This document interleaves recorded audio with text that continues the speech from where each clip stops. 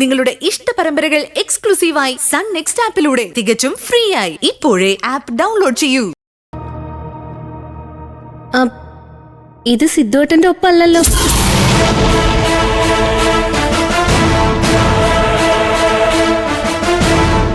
എന്താ? ഇത് ഏട്ടൻ കൊടുത്ത ചെക്കല്ല. സിദ്ധുവേട്ടന്റെ ഒപ്പമല്ല ഇത്. അല്ലേ? അയ്യോ, അങ്ങനെ വരില്ല. സിദ്ധു തന്ന ചെക്ക് തന്നെയത്. അതെ, നീ ഒന്ന് നോക്കിക്കട സിദ്ധു.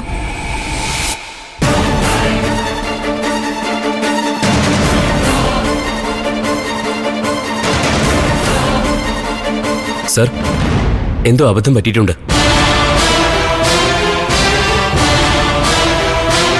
ഇത് ഞാൻ തന്ന ചെക്കല്ല. ഇതെന്റെ ഒപ്പമല്ല. അയ്യോ, അതെങ്ങനെ സംഭവിക്കും? വീട്ടില് ഭദ്രമായിട്ട് സൂക്ഷിച്ചിരുന്ന ചെക്ക ഭാര്യയും ഭർത്താവും ചേർന്ന് വീണ്ടും ഞങ്ങളുടെ മുന്നേ നാടകം കളിക്കുകയാണോ? ചേച്ചി, അല്ല അച്ഛാ, ചോദിക്കേണ്ടത് ചോദിക്കണ്ടേ? ഡോക്ടർ അങ്ങനെ ഒരു മേൽ പ്രാക്ടീസ് നടത്തുന്ന ആളല്ല. ഇതെന്തോ അബദ്ധം സംഭവിച്ചതാ. സിത്തു, അച്ഛാ, നീ ബാങ്കിലൊന്ന് വിളിച്ചേ. എന്തിന്?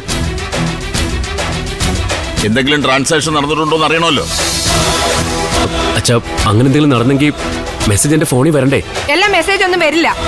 അല്ല, നീ ശ്രദ്ധിച്ചും കാണത്തില്ല. അല്ല, അച്ഛൻ പറഞ്ഞത് അനുസരിക്കാൻ നിനക്കെന്താടാ ഇത്ര പാട്?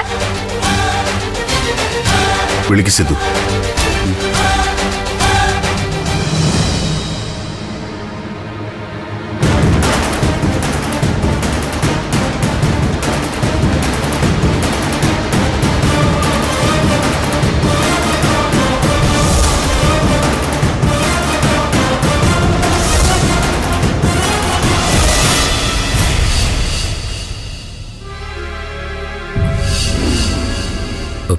സർ,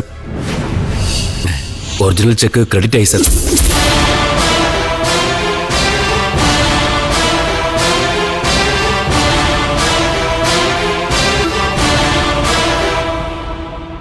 ബാംഗ്ലൂരിലെ JP നഗർ ബ്രാഞ്ചിൽ നിന്ന്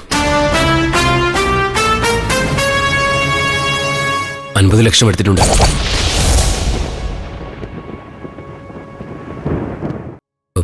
സർ, ഒറിജിനൽ ചെക്ക് ക്രെഡിറ്റ് ആയി സർ. ബാംഗ്ലൂരിലെ JP നഗർ ബ്രാഞ്ചിൽ നിന്ന് 50 ലക്ഷം എടുത്തിട്ടുണ്ട്.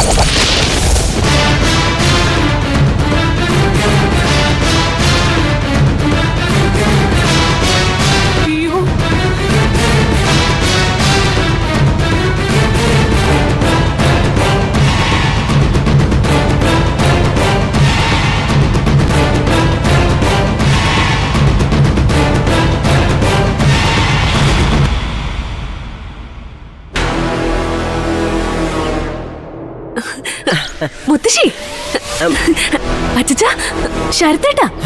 എന്താ പെണ്ണേ? ഒരു വലിയ സന്തോഷ വാർത്ത. എന്താ? ആ ദേവിക പുതൻ ചത്തോ?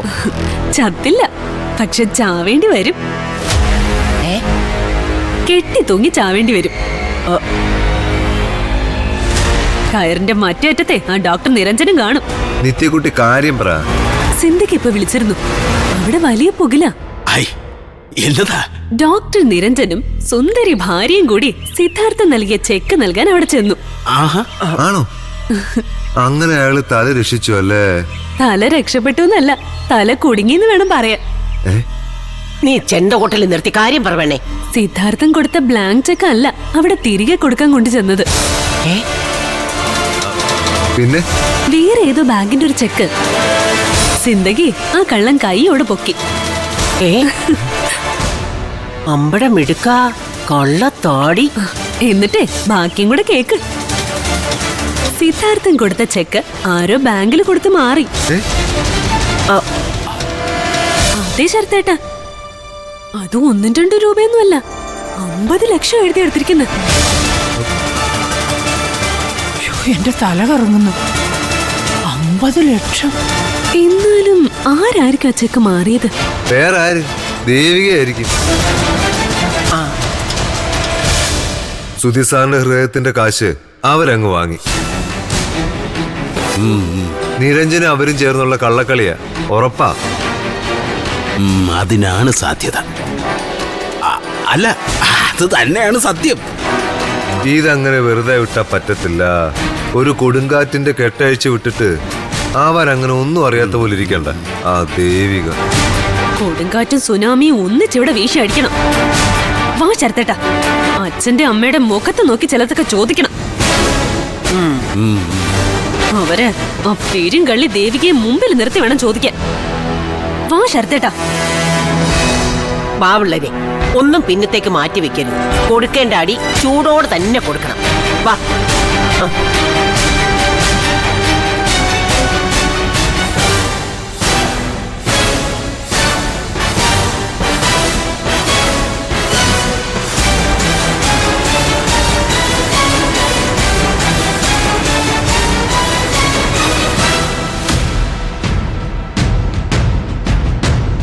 അച്ഛാ,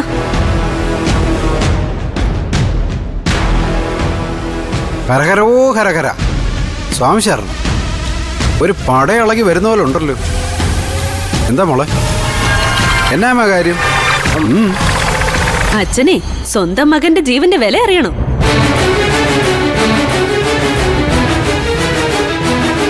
താലി കഴുത്തിൽ വീണ സ്ത്രീ മനസ്സിന്റെ തുലാസിലിട്ട് തൂക്കം നോക്കി വിറ്റ സ്വന്തം ഭർത്താവിന്റെ ഹൃദയത്തിന്റെ വില.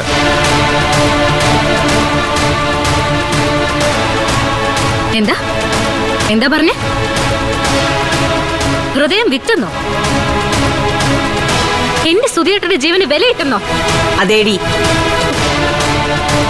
ചെക്ക് വാങ്ങിയതേ ആ കള്ളത്താടിയ. ചെക്ക് മാറി കാശെടുത്തത് നീ.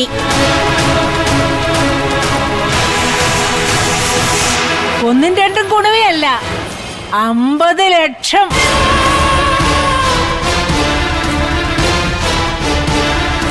ചെക്ക് മാറിയെന്നോ? സുധിമോന്റെ ജീവന് 50 ലക്ഷം വിലയിട്ടെന്നോ? നീ പിന്നെ എന്ത് കരുതി പാർവതി? നിന്റെ മരുമോള് ഹരിചന്ദ്രന്റെ കുഞ്ഞമ്മയുടെ മോളാണെന്നു. പഠിച്ച കള്ളിയവള്, പേരും കള്ളി. ഇതാരെ കള്ളത്തരം പറഞ്ഞ? കള്ളത്തരമൊന്നുമല്ല. വേറെ ചെക്ക് കൊണ്ട് കള്ളത്തരം കാണിക്കാൻ ചെന്ന് ആ ഡോക്ടർ നിരഞ്ജനയും ഭാര്യയും പൊളിച്ചടുക്കി വിട്ടിട്ടുണ്ട്. സിന്ദഗിയും പ്രേമേച്ചിയൊക്കെ അന്നേരം അറിഞ്ഞത് ഒറിജിനൽ ചെക്ക് മാറി 50 ലക്ഷം വലിച്ച കാര്യം.